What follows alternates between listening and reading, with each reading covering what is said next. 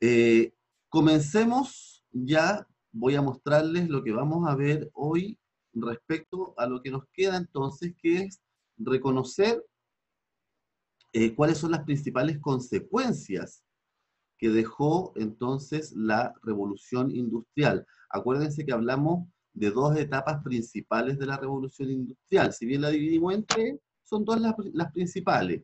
Les recuerdo, la primera a partir de mediados del siglo XVIII en Inglaterra, que ahí nace, con la invención de la máquina a vapor. Y eso cambia entonces desde una sociedad artesanal, de producción artesanal, a una sociedad fabril, es decir, de producción en fábrica. El artesano se transforma en obrero y el que antes era el dueño ya pasa a ser esta burguesía o clase alta o millonarios, empresarios, industriales que van a controlar la propiedad de las industrias, la propiedad de las materias primas y son los que van entonces a ser los dueños de estas fábricas, de estas industrias.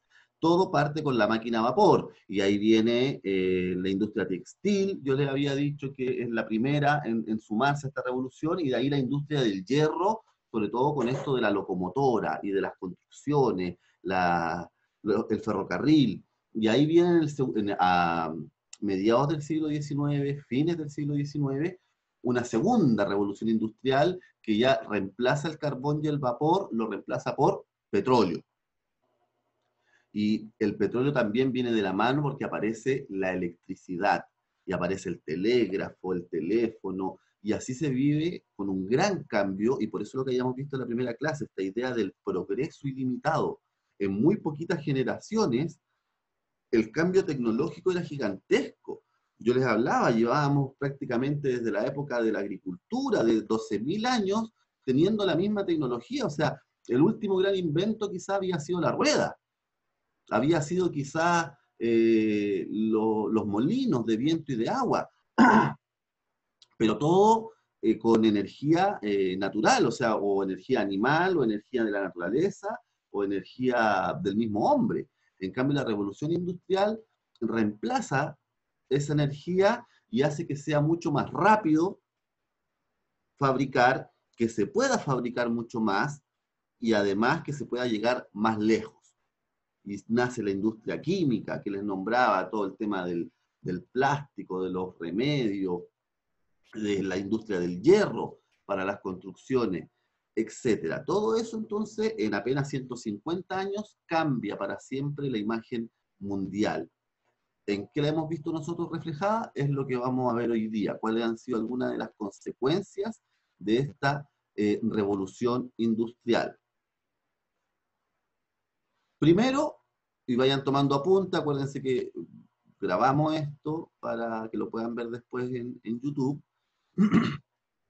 la consolidación del capitalismo. El capitalismo principalmente lo que habla es sobre la importancia de la propiedad privada, de los medios de producción. Es decir, los medios de producción en que están sobre todo el capital, que es el dinero, están las materias primas, que es lo que obtenemos de la tierra, el petróleo, el cobre, el trigo, bueno, los minerales en general, etcétera, y está también dentro de los medios de producción las fábricas. El capitalismo dice que todo eso tiene que estar en manos privadas, es decir, pongámoslo así, de la burguesía. Es la burguesía la que se encarga de hacer funcionar el capitalismo. Y los estados, los países tienen que tratar de intervenir lo menos posible en la economía, dejar en una nueva palabra que va a existir a partir de esta época, que es el mercado. Dejar que el mercado funcione solo. Y todos los países de Occidente van a entrar dentro de este juego del capitalismo. Es decir, vamos a extraer recursos y los vamos a vender. Van a llegar esos recursos a la fábrica, los vamos a transformar en productos nuevos y los vamos a vender. Y todo eso que vaya produciendo ganancias es para la burguesía. ¿Qué va a hacer la burguesía? Generalmente pagar impuestos y eso financia a los países. Pero los países en general no se meten mucho en la economía. Así que se consolida la idea del capitalismo. El dueño del dinero es el dueño de todo. Que quede bien claro eso. El dueño del capital es el dueño entonces de todo, porque va a ser dueño de la tierra, de los recursos naturales, de la industria, de los trabajadores. ¿Qué ocurre? Que viene también la producción en serie, que era lo que yo trataba de mostrarles ahí un poquito en esta parte de la película. O sea, esto de que un trabajador prácticamente solo realiza una función específica.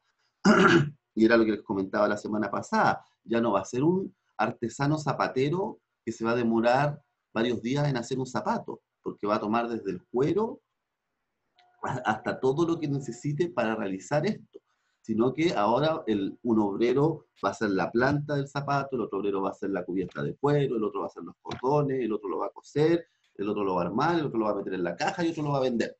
O sea, se especializa el trabajo, aparecen las grandes empresas. Y obviamente esto va a traer una desigualdad en cuanto a la distribución de la riqueza, porque la riqueza va a quedar solamente en manos de los grandes empresarios, de los grandes industriales, de los dueños de los recursos minerales, de los dueños de la tierra, pero no va a alcanzar esta riqueza a llegar a los obreros.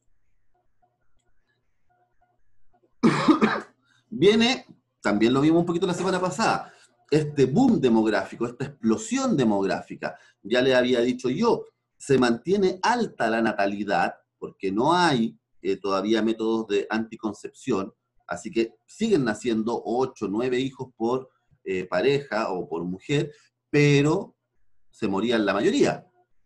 En cambio, a partir de esto, como mejoran las condiciones alimenticias, como aparecen las medicinas, las vacunas, etcétera, baja la mortalidad. Es decir, nacen los mismos, pero se mueren menos.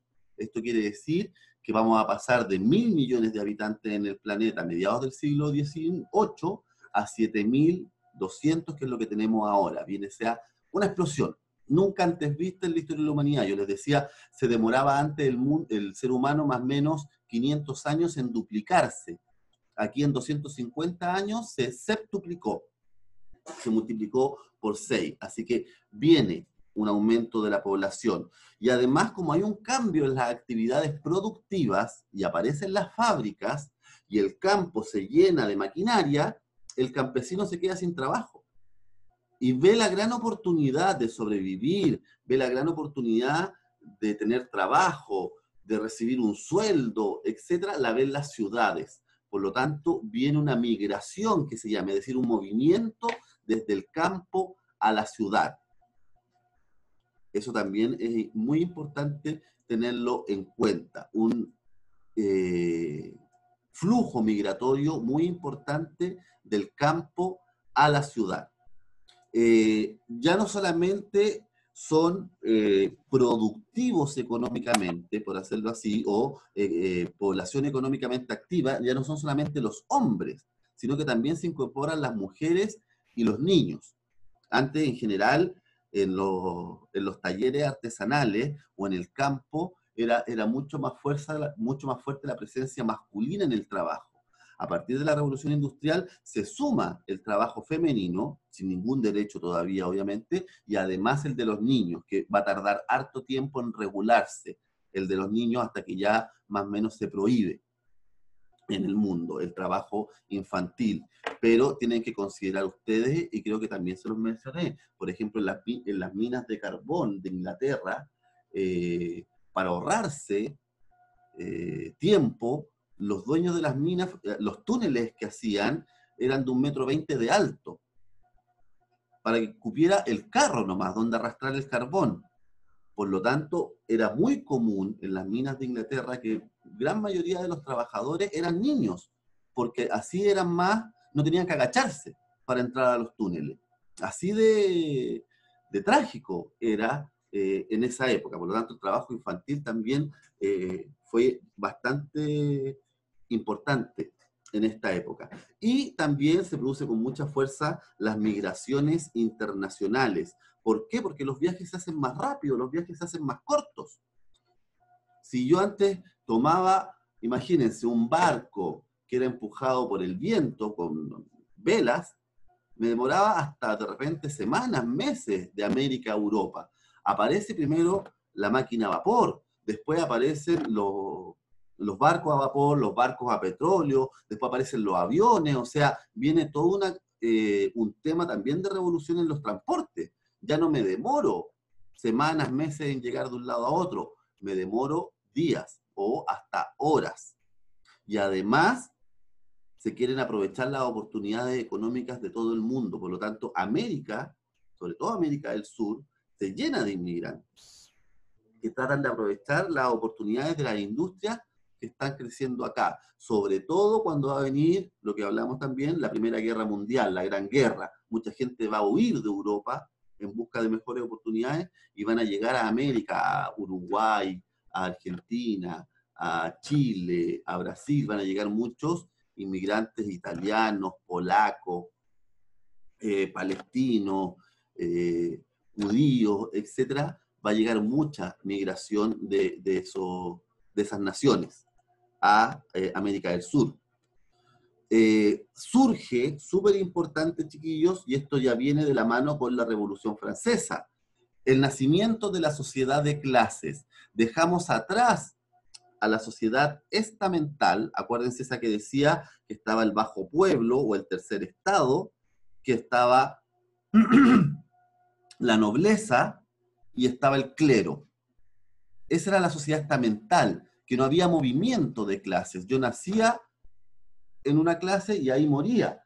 Si bien eso se sigue manteniendo dentro de todo durante gran parte del siglo XVIII, XIX, XX, ya empezamos a hablar de una sociedad de clases, en que la nobleza va a ser reemplazada por la burguesía y el estado bajo, que eran generalmente o mayoritariamente los campesinos y artesanos, ahora van a ser los obreros. Todavía no surge en el mundo, porque eso ya viene hacia fines del siglo XIX, no surge lo que conocemos hoy en día como la clase media. Han oído hablar estos días del bono clase media, que nadie apoya a la clase media. Ya, eso surge más o menos hace 100 años en Chile, 150 años en Europa. Cuando estaban partiendo la revolución industrial, hace 200 años atrás, no existía esta clase media, o era muy poquita la clase media profesional. En general, las grandes clases sociales era la burguesía o empresarios,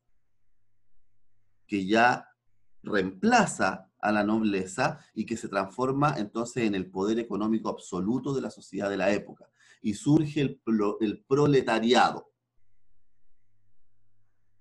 que deja un poco de estar el campesino en sus tierras y pasa entonces a ser trabajador en las fábricas, sin derechos, a nada. O sea, el proletariado vivía en condiciones miserables. Se consolida lo que habíamos hablado en la primera unidad, esto del liberalismo político, esto de la idea de la democracia, la separación de poderes, el voto, etcétera. Eso en el mundo se va consolidando y van a ir desapareciendo poco a poco los grandes imperios, sobre todo ya después de la Primera y Segunda Guerra Mundial, van a desaparecer los grandes imperios. El liberalismo político es el que va ganando entonces en el mundo.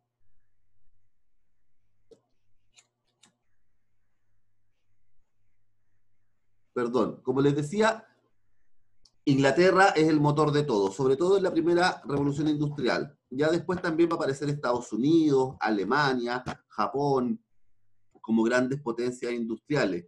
Pero al principio es Alemania. Alemania es una isla, perdón, Inglaterra. Inglaterra es una isla, chiquillos, una isla que está al norte de Europa. Por lo tanto, cuando empieza a llenarse mucho de población, aprovechan esta población para ir a colonizar otros países, otros territorios, para buscar materias primas sobre todo. Y ahí yo les mostraba el mapa, la India, toda una franja de África, Australia, Nueva Zelanda, todavía Canadá. Queda con mucha fuerza entonces la expansión territorial a un nuevo colonialismo de Inglaterra, que también lo va a tener Alemania, lo va a tener Francia en cierta medida, y eso va a desencadenar, ya vamos a ver a partir del próximo semestre, va a desencadenar en la Primera Guerra Mundial. Consecuencias culturales, cuando se deja un poco atrás lo del trabajo infantil, viene entonces un amplio acceso a la educación. Los estados, sobre todo los estados liberales, van a encontrar que una forma de calmar un poco algunos ciertos tipos de delincuencia, de vagancia, de insalubridad, es ir educando a las personas. Por lo tanto, van a surgir lo que conocemos hoy día como los colegios. Van a surgir, de esta época son los colegios, se implanta la educación pública, se toma la decisión de separar a los niños, a los jóvenes, no por habilidades, sino que por edad, y surgen los cursos, y se separan en el mundo entero, todos los cursos según edad, y ahí según esa edad se va avanzando en un proceso de educación pública, que es muy importante. Vamos a ver también el tema de los medios de comunicación, el periódico. Ya la gente, como aprende a leer y escribir en mucho más proporción que antes, surgen los periódicos como medio de comunicación, los diarios. Ahí la gente se va a enterar de noticias del otro lado del mundo, que antes, imagínense, era imposible saber lo que estaba pasando al otro lado del mundo.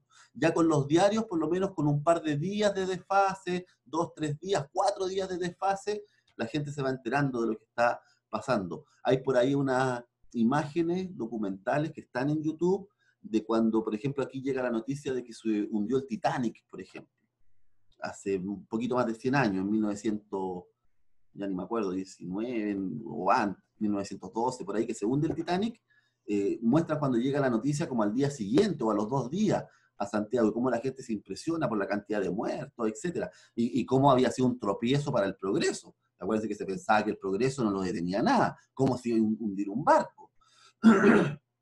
Así que los medios de comunicación, y eso va avanzando, chiquillos, de la mano de la tecnología, va avanzando a lo que conocemos como la globalización, porque después va a empezar a aparecer la radio, después aparece la televisión, después aparece el computador, llega la época del internet, y ahora sí que ya estamos todos conectados absolutamente, lo que hace 200 años atrás, 100 años atrás, 150 años atrás, era imposible pensarlo. Por lo tanto, vemos cambios culturales súper importantes. Y otra cosa que también yo les mostraba en el tema del progreso ilimitado, era que empiezan a aparecer los países que se consideran racialmente superiores, que se consideran, porque lo eran en cuanto a potencia económica, por lo tanto, comienzan a buscar materias primas y mercados por todo el mundo y pisotean a países más pequeños.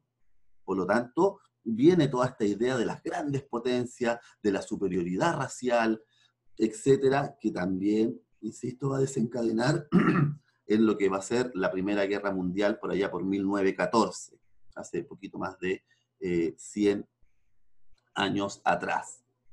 Y, por último, chiquillo, el tema de las consecuencias ambientales. También algo mencioné en la clase pasada, es indudable que la destrucción del planeta a partir de la revolución industrial no ha tenido descanso. O sea, imagínense la cantidad de tierra que hay que remover para sacar algún mineral, la cantidad de contaminación que produce el sacar y procesar ese mineral, los relaves que se llaman. Cerros y cerros, acá en Chile tenemos muchos ejemplos, en Arica, en Antofagasta, en Iquique, ahora en la zona de Coquimbo, hacia el interior, lo que se llaman los relaves, es decir, cerros y cerros de tierra que estaba bajo la superficie y que además pasó por un proceso químico para separar el mineral y por lo tanto queda la contaminación ahí, a flor de piel.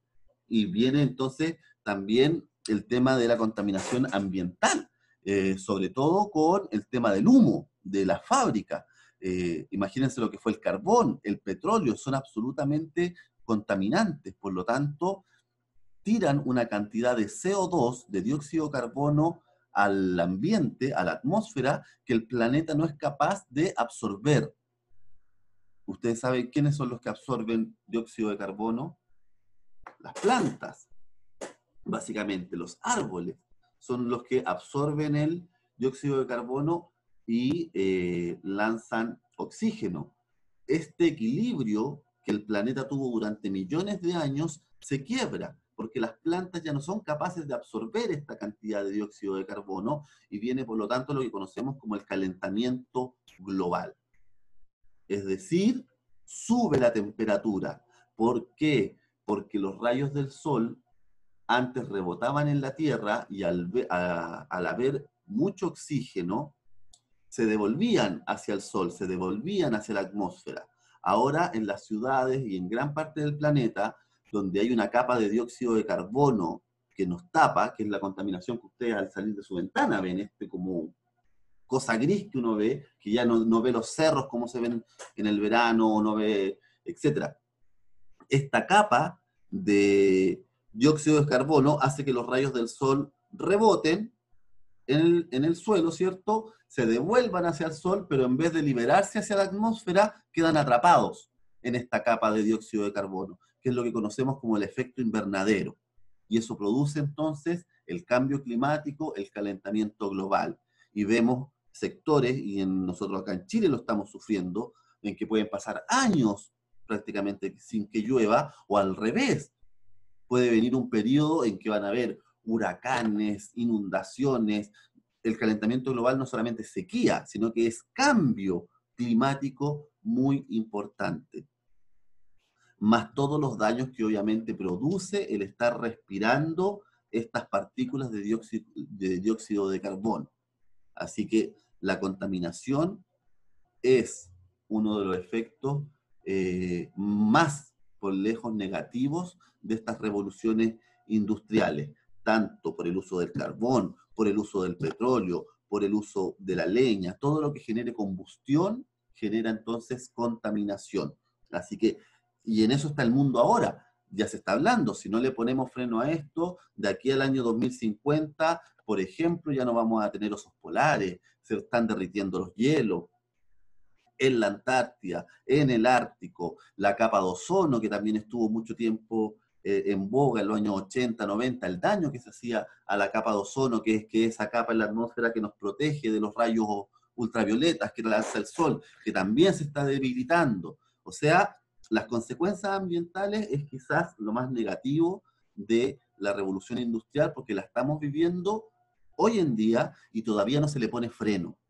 Si bien están surgiendo los autos eléctricos, se están en el mundo cerrando las plantas de carbón que todavía existen para generar electricidad, etcétera, hay un reconocimiento respecto a lo que está pasando. Todavía, sobre todo Estados Unidos y China, que son las principales potencias actuales, no quieren dejar de producir todo lo que producen, ni de la manera en que la están produciendo. Por lo tanto, entre esos dos países contaminan casi el 60 y tanto por ciento de la contaminación que existe actualmente en el mundo. Y otro grave problema es el tema de la explosión demográfica, porque podemos decir, es muy positivo que la gente viva más años, pero claro, la gente vive más años, pero siguen haciendo todavía mucha gente, por lo tanto, los recursos que nos entrega el planeta ya no son suficientes para la cantidad de población que hay hoy en día. Por eso hay sectores que todavía está muy latente el tema de la desnutrición infantil, por ejemplo,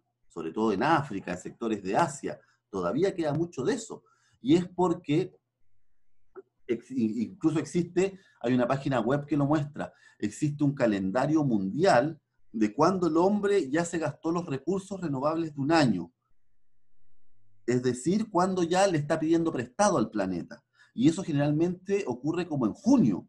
Ya a mitad de año, ya nos gastamos los recursos naturales, renovables, de todo el año. Es decir, el planeta no alcanza a renovar los recursos a la velocidad en que lo está consumiendo el ser humano por esto de la explosión demográfica.